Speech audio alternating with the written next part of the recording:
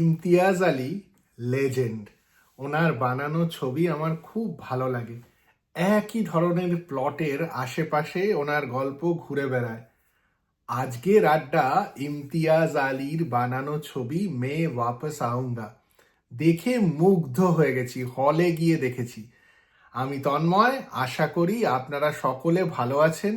আর যদি না দেখে থাকেন তাহলে হলে গিয়ে মে ওয়াপস আউঙ্গা দেখে নিন। মে ওয়াপস আউঙ্গা একজন বৃদ্ধ লোকের গল্প, তার সঙ্গে তার পরিবারের সম্পর্কের গল্প। বৃদ্ধ ডেথ বেডে, যে কোনো সময় মারা যাবেন, তবে কেমন জানি প্রাণ তাকে ছেড়ে যেতে চাইছে না। কোথায় যেন প্রাণটি আটকে রয়েছে অনেক বছর আগের একটা প্রেমে, যেই প্রেমটা পার্টিশনের জন্য পরিপূর্ণ হয়নি বা হয়েছিল। আপনি যদি জানতে চান যে বৃদ্ধের সঙ্গে কি হয়েছিল, তার প্রেমের পরিণতি বা কি হয়, তিনি কি শান্তি পান, তাহলে আপনাকে দেখতেই হবে মে ওয়াপস আউঙ্গা। দুঃখের সিনেমা ঠিক নয়, মনকে শান্ত করার সিনেমা মে ওয়াপস আউঙ্গা। আর সেই জন্যই বারবার বলছি, দেখে নিন। ছবির প্লট তো দারুণ। ইমতিয়াজ আলী খুব সুন্দরভাবে পুরনো সময় আর নতুন সময়কে মিলিয়ে মিশিয়ে সিনেমা বানান। তার সিনেমাতে সম্পর্কের উপরে খুব জোর থাকে। প্রত্যেকটা চরিত্রের সঙ্গে একে অপরের কি ধরনের সম্পর্ক তা উনি খুব সুন্দরভাবে দেখান। তবে সবচেয়ে ভালো দেখান প্রেমের সম্পর্কে যে সব সময় রোজ টিন্টেড দারুণ দিন আসে না, তা ইমতিয়াজ খুব ভালো করেই বোঝেন। তাই জন্য তার সমস্ত সিনেমাতে আপ ডাউন হতে থাকে প্রেমের সম্পর্কের মধ্যে। এই সিনেমাতেও ওই রকমই দেখান উনি। কি দারুণভাবে ইমতিয়াজ যে গল্প বলতে পারেন, তাই মে ওয়াপস আউঙ্গা দেখলে আরেকবার বুঝতে পারেন। এই ছবিতে অভিনয় করেছেন নাসিরুদ্দিন শাহ, দিলজিৎ দোসাঞ্জ, বেদাং রায়না, সারওয়ারি আর রজত কাপুর।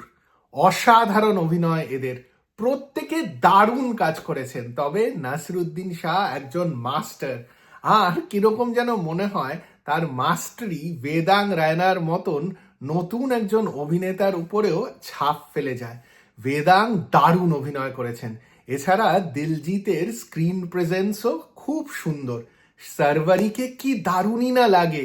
রাজত কাপুরকে দেখলে মনে হয় এই ধরনের রোলে রাজত কাপুরের একটা এক্সপার্টিজ রয়েছে। আর সেই জন্য প্রত্যেককে নিজের নিজের জায়গায় ভালো লাগে। ছবিতে অভিনয় ভালো হওয়ার জন্য স্ক্রিপ্ট ভালো হওয়া খুব প্রয়োজন। প্রত্যেকের ডায়লগ কিন্তু দারুণ। নাসিরুদ্দিন শাহর স্ক্রিন প্রেজেন্স এত ভালো যে যেই সিনগুলোতে নাসিরুদ্দিন শাহকে দেখায়, সেই সিনগুলো আপনি চোখ ফেরাতে পারবেন। ইমতিয়াজের সিনেমায় ইরশাদ কামিলের লেখা গানে আর রহমানের মিউজিক, ও মাই গড, কি ফাটাফাটি একটা কম্বিনেশন। এই ছবিতে প্রত্যেকটা গান ভালো। দিলজিৎ দোসাঞ্জ, শিল্পা রাও, মোহিত চৌহানের মতন স্টারেরা তো গেয়েইছেন, আর অনেক অনেক নতুন গায়ক গায়িকাদের চান্স দিয়েছেন রহমান। প্রত্যেকটা গান সুন্দর। আমি একটা ছেড়ে আরেকটার কথা বলতে পারবো না, সবকটা গানকে ভালো লেগেছে। ক্রেডিটসের সময় যে গানটা আছেন সেইটা দেখতে কিন্তু একেবারে ভুলবেন না। বসে থাকবেন সিনেমা শেষ হওয়ার পরে, তখনই গানটা দেখতে পারবেন। দারুণ মিউজিক। এই জন্য আমি পুরোনো দিন মিস করি। আমি শিওর যে আমার ছোটবেলাতে একটা ক্যাসেট বেরোতো, যেটার এক সাইডে চমকিলা, আরেক সাইডে মে ওয়াপস আউঙ্গা। কি দারুণই না মজা হতো। এখন এইসব ক্যাসেট সিডির জামানা তো চলে গেছে, তাই জন্য স্পটিফাইতেই এই গানগুলো শুনে মজা পেতে। ওয়াপস আউঙ্গা কিন্তু খুব স্ট্রং একটা মেসেজ দেয়, আর বোঝায় যে ক্রিয়েটিভ লোকেরা তাদের ক্রিয়েটিভিটি দিয়েই এমন একটা স্ট্রং মেসেজ আমাদের দিতে পারে আর সমাজকে দিতে পারে, তা যদি মানুষ দেখে তাহলে কোথাও না কোথাও ইম্প্যাক্ট ঠিকই হয়। খারাপ লাগে যে এই ছবিগুলোর জন্য অনেক বেশি বুক বাজালেও মানুষ ভিড় করে গিয়ে দেখে না। তাই জন্য আপনাদের বলবো এই ছবিটা গিয়ে নিশ্চয়ই দেখুন। সত্যিই আপনাদের খুব ভালো লাগবে। ছবিতে কয়েকটা জায়গা আছে একটুখানি ভয়াবহ বা ডিপ্রেসিং, তবে ওভারঅল ছবিটা খুব ভালো। ওই ভয়ঙ্কর জায়গাগুলো দেখার সময় যদি ভালো না লাগে তাহলে চোখ বুজে নেবেন, তবে বাকি ছবিটা দেখবেন। দেখবেন নাসিরুদ্দিন শাহর অভিনয়, দেখবেন সুন্দর মেসেজ, দেখবেন আর শুনবেন ভালো ভালো গান। বেদাং রায়নার গলার গানটা, ও মাই গুডনেস, কি দারুণই না গান। দেখে কমেন্ট বক্সে জানান আপনাদের এই ছবিটা কিরকম লাগলো। ইমতিয়াজ আলীর ছবিগুলোকে কিন্তু রিভিজিট করতেই হবে।